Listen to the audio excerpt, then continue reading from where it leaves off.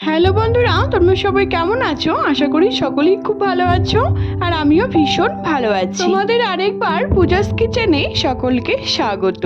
আজকে আরেকটি নতুন রেসিপি নিয়ে চলে এসেছি বন্ধুরা। আমাদের সকলেরই খুব পছন্দের রেসিপি এটি। একটু অন্যরকম ভাবে, একটু নতুনত্ব ভাবে তোমাদের সাথে আজকে ইলিশ মাছের ভাপা রেসিপি শেয়ার করব।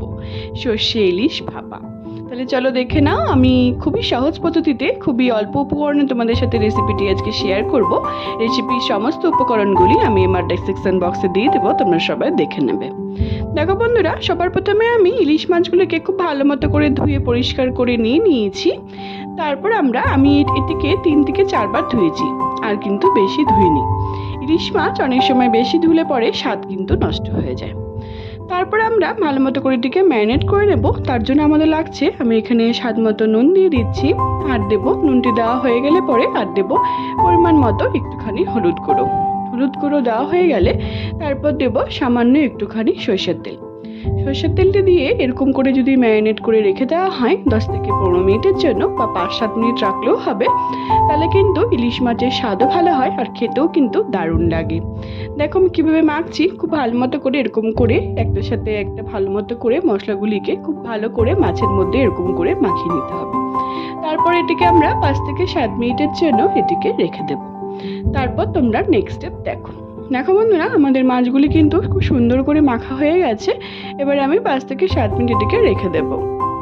তারপর বন্ধুরা, আমরা একটি মশলা তৈরি করে নিচ্ছি। এখানে আমি একটি মিক্সির মধ্যে বেশ কিছুটা কালো সর্ষে নিয়ে নিলাম, আর দিচ্ছি বেশ কিছুটা সাদা সর্ষে। আমি এখানে 2 রকম সর্ষে দিয়েই করব, তোমরা চাইলে 1 রকম সর্ষে দিয়েও করতে পারো। তারপর এখানে 4-5টার মতো কাঁচা লঙ্কা, আর দিচ্ছি একটুখানি নুন। এই নুনটি দিয়ে যদি এরকম করে জল দিয়ে কিছুক্ষণ ভিজিয়ে রেখে এটিকে পেস্ট করা হয়, তাহলে পরে কিন্তু সর্ষে অনেক সময় পেস্ট করলে কিন্তু রান্না করলে তিতো ভাব হয়। এরকম করে যদি তোমরা পেস্ট করে রেখে দাও 5 থেকে 7 মিনিট, তারপর যদি রান্না করো তাহলে পরে কিন্তু একদম তেতো হবে না। তোমরা একবার ট্রাই করে দেখতে পারো। তারপর এখানে একটি কড়াইয়ের মধ্যে আমি বেশ কিছুটা সরষের তেল দিয়ে দিলাম। যখন তেলটি খুব ভালো মতো করে গরম হয়ে আসবে বন্ধুরা, তারপর আমরা এর মধ্যে বেশ কিছুটা কালো জিরে আর কাঁচা লঙ্কা আমি ফোড়ন দিয়ে নিলাম।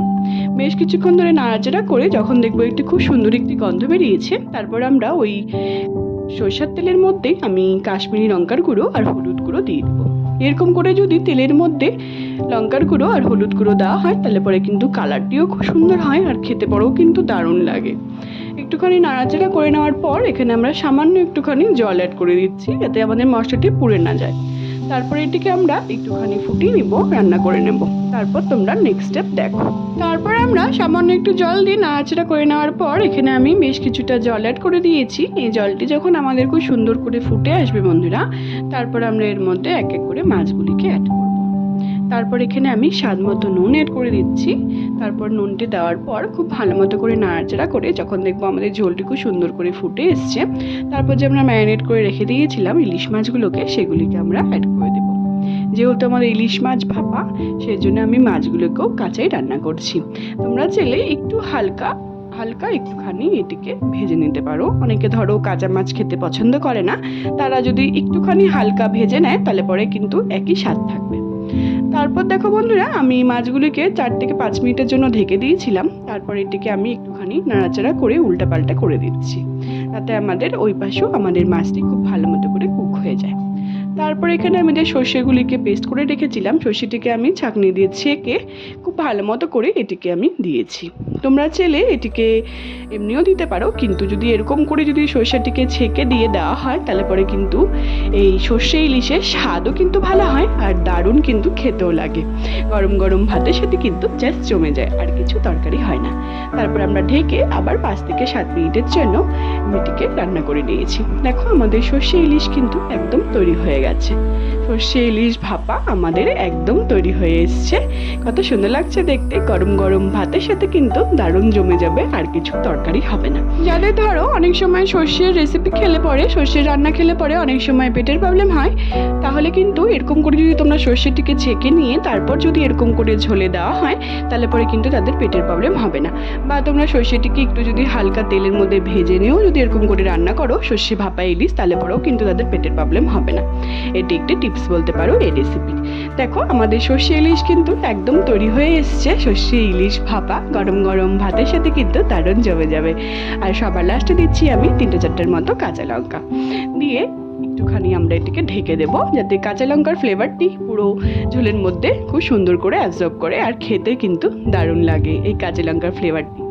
তারপর আমরা বেশ কিছুটা কাঁচা সর্ষের তেল দিয়ে দিলাম। এই সর্ষের রেসিপিতে, যে কোনো সর্ষের রেসিপিতে বন্ধুরা এরকম করে যদি সবার লাস্টে কিছুটা কাঁচা সর্ষের তেল দেওয়া হয় তাহলে পরে কিন্তু খেতেও ভালো হয় আর স্বাদও কিন্তু দ্বিগুণ বেড়ে যায়।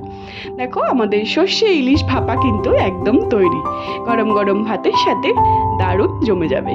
খুবই সহজ পদ্ধতিতে, খুবই সিম্পলভাবে তোমাদের সাথে রেসিপিটি আজকে আমি শেয়ার করেছি। যদি ভালো লেগে থাকে বন্ধুরা আমার এই রেসিপিটি, তাহলে অনেক অনেক অনেক বেশি শেয়ার করা তোমাদের সকলকে অনুরোধ রইল আমার এই রেসিপিটি। আর অবশ্যই আমাকে কমেন্টের মাধ্যমে জানিও তোমাদের রেসিপিটি কেমন লাগলো। একবার ট্রাই কিন্তু বাড়িতে করে আমাকে অবশ্যই জানিও তোমাদের রেসিপিটি কেমন লাগলো, যদি ভালো লেগে থাকে। আর তোমরা যদি আমার চ্যানেলে নতুন বন্ধু হয়ে থাকো বন্ধুরা, তাহলে অবশ্যই আমার চ্যানেলটিকে সাবস্ক্রাইব করতে কিন্তু একদম ভুলো না। এতে আমি যখনই কোনো নতুন রেসিপি ছাড়বো সেই রেসিপিগুলি তোমরা সবার প্রথমেই পেয়ে যাবে। একদম নতুনভাবে, নতুন পদ্ধতিতে, খুবই সিম্পলভাবে তোমাদের সাথে রেসিপিটি আজকে আমি শেয়ার করেছি।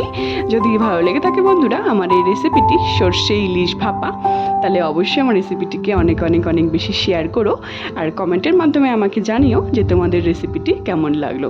দেখো কতটা সুন্দর লাগছে, গরম গরম ভাতের সাথে কিন্তু আর কিছু দরকারই নেই, এই সর্ষে ইলিশ ভাপা দিয়ে কিন্তু আমাদের পুরো ভাত একদম ফিনিশ হয়ে যাবে।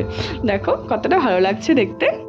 তোমরা সাধারণত যেরকমভাবে সর্ষে ইলিশ ভাপা বাড়িতে বানিয়ে থাকো, কিন্তু একবার এরকম করে যদি তোমরা সর্ষে ইলিশ ভাপা বাড়িতে ট্রাই করো, তাহলে পরে কিন্তু তোমরা যখনই সর্ষে ইলিশ ভাপা করবে তখন কিন্তু এরকমভাবেই করতে যাবে। খেতে কিন্তু দুর্দান্ত হয়। তোমরা অবশ্যই বাড়িতে একবার ট্রাই করে আমাকে কমেন্টের মাধ্যমে জানিও তোমাদের রেসিপিটি কেমন লাগলো। আমার ফেসবুকেও আরেকটি রান্নার পেজ আছে বন্ধুরা, সুইট কিচেন দিয়ে, সেটি লিঙ্ক আমি সবশেষে তোমাদের সাথে শেয়ার করে দেবো। সেটিকে ফলো করার আর অনেক অনেক অনেক বেশি শেয়ার করার তোমাদের সকলকে অনুরোধ রইল। সবাই ভালো থেকো বন্ধুরা, সুস্থ থেকো। আবার নেক্সট ভিডিওতে দেখা হচ্ছে নতুন একটি রেসিপি নিয়ে। টাটা।